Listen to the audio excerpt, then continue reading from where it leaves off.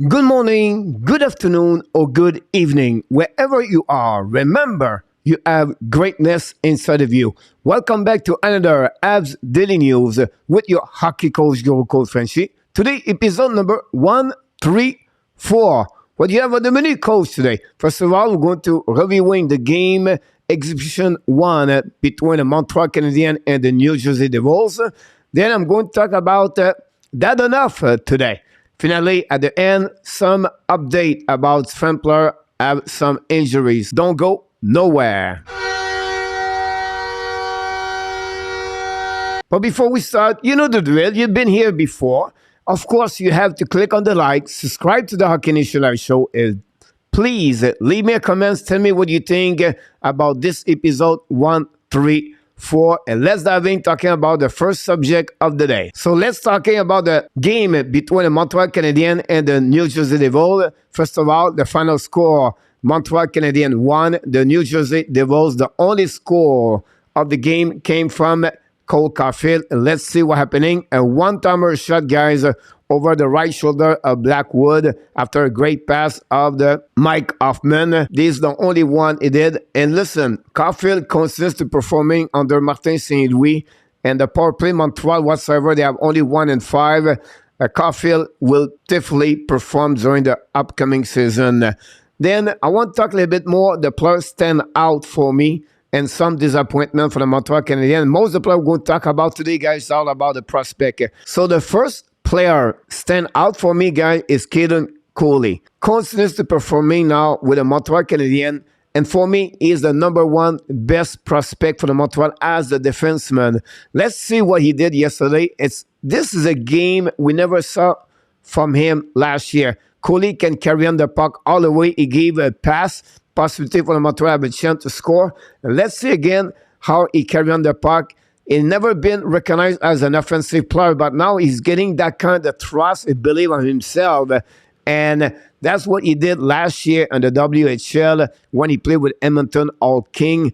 Cooley right now, for me, he is the number one best prospect for the Montreal as a defenseman. So the next player I was really impressed is Owen Beck. Why? Because he continued exactly what he did since the beginning of the rookie camp. Consistency every day, every game. And he did it again. The New Jersey Devils, his face-off percentage, 59%. His TOI is 17 minutes, 3 seconds. He have 3 shots on the net. And he creates some great opportunity for his teammate. And again, he's so good on the 3 zone. For me, Beck is going to be an amazing, great hockey player one day with the Montreal Canadiens. He's going to return with OHL, exactly like Cooley did last year. I can't wait to see what Beck is going to do this year and the OHL with his confidence he got from this camp with the Montreal Canadiens. The next one, of course, people want to talk about is Yuri Savkovsky. Savkovsky guy have a so-so game. What I'm talking about, maybe not flashing or highlights a lot, but he did something we did not recognize. What I'm talking about is we know his puck protection, but the way he's continues to create some space for his teammate and the pass he does every game he play, for me, is something I never thought he's going to be that kind of player. Yes, he struggled. Yes, he makes some turnover. Yes, he was not always perfect. And I understand as a fan, you want him to be successful and be more excited. But again, he does the little things. When Martin St. Louis said after the game, Savkovsky have an okay game. And he's going to learn constantly to develop his maturity as a hockey player. Was he the best to play next year? I don't know yet. I just want to report what he did yesterday against the New Jersey Devils. The next player I want to talk about, guys, is Kirby Dach. For me, was maybe the most impressive player in my eyes because I did not realize how fast he is on the transition. Stick and glink is great. He can check. Honestly, he checked almost all the boxes yesterday during the game. Face-off was not too bad, 44%. I know it's lower, but compared to what he did last year, it's better. But we'll see what he's going to do during the season. But overall, I think Kirby Dach have a good game for the Montreal Canadiens. Then the next one I want to talk about is the last player of this game is Justin Barron. It's still early. I know. And every game, everything could change. But at some point, you need to come back stronger and to be ready if you want to be a part of the roster for upcoming year. He should be a little bit concerned to see Jordan Harris on the right side have a pairing with Caden Coley yesterday. He did very well. Barron struggled on the defensive zone, did not win a lot of battle, and he created some turnover. It was not really pretty overall for Justin Barron. And since the beginning of his training with the Montreal Canadiens, the rookie camp and now the main camp, Barron does not play at the level where I consider to be a player NHL for the upcoming season at the beginning of the roster. So it'll be interesting to follow what he's going to do. But again, Justin Barron right now needs to step up and to reach the next level of his game if you want to stay with the Montreal Canadiens.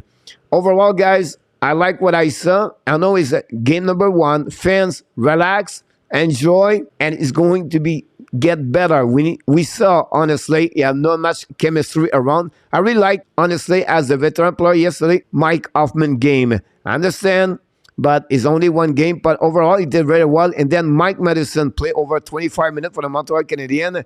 He did overall a solid game for me. He creates some kind of offensive, need to get a little bit better on the defensive zone, where for me, I believe Barron will be better with Edmondson and not Madison, because we know Madison on defensive coverage is not the best defenseman. This guy complete game between the Devils and the Montreal Canadiens, and I want to mention to you the next game for the Montreal is going to be Wednesday. Again, the Toronto Maple Leafs at Toronto. Let's move on now, guys, for the next subject of the day. So the next subject of the day, guys, is a player we did not talk since the beginning of the main camp is EGVENII Dadonov. And we know he got traded from the Vegas to the Montreal and returned our Shea Weber. Since the beginning of main camp, nobody talked a lot about Dadonov. And then I want to explain to you something maybe you're not going to realize, we did not know, but Dadonov bring a lot of variety on the toolkit. We know the last couple of years, Montreal struggled on the power play. From Mike Madison and from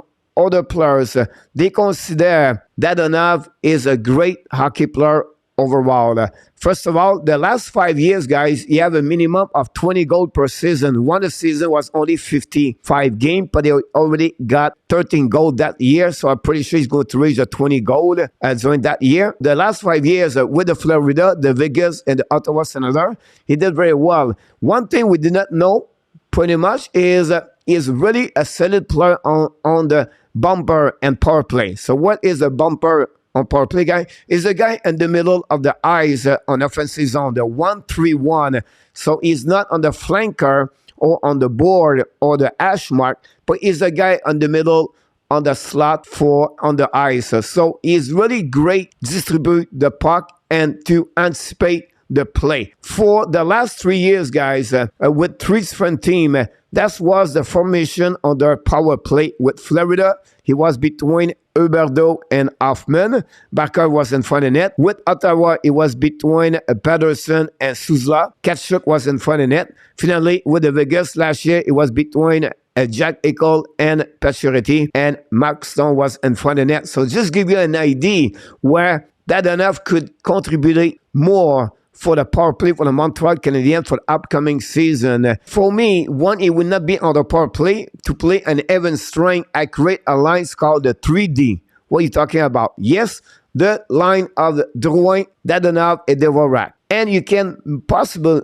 I would like, very interesting to see what Gallagher can do with Dvorak and Dadonov on the same line. So I just want to share with you guys a little bit about Dadonov. I think he's a player many fans does not know about him. I think he can bring something very good for the Montreal Canadiens for the upcoming season. We know he's at the last year of his contract, become a UFA next season. We know Montreal Canadiens should or maybe will trade him at the trade deadline to get something good in return. That's something we're going to see what could happen to him. So it will be very important that Dadonov have a good year overall with Montreal Canadiens. So let's move on for the last subject of the day. So my last subject of the day, guys, is just give you an update for the Montreal Canadiens about the different injuries they have already. So Suzuki and Monahan are skating right now with the Montreal Canadiens.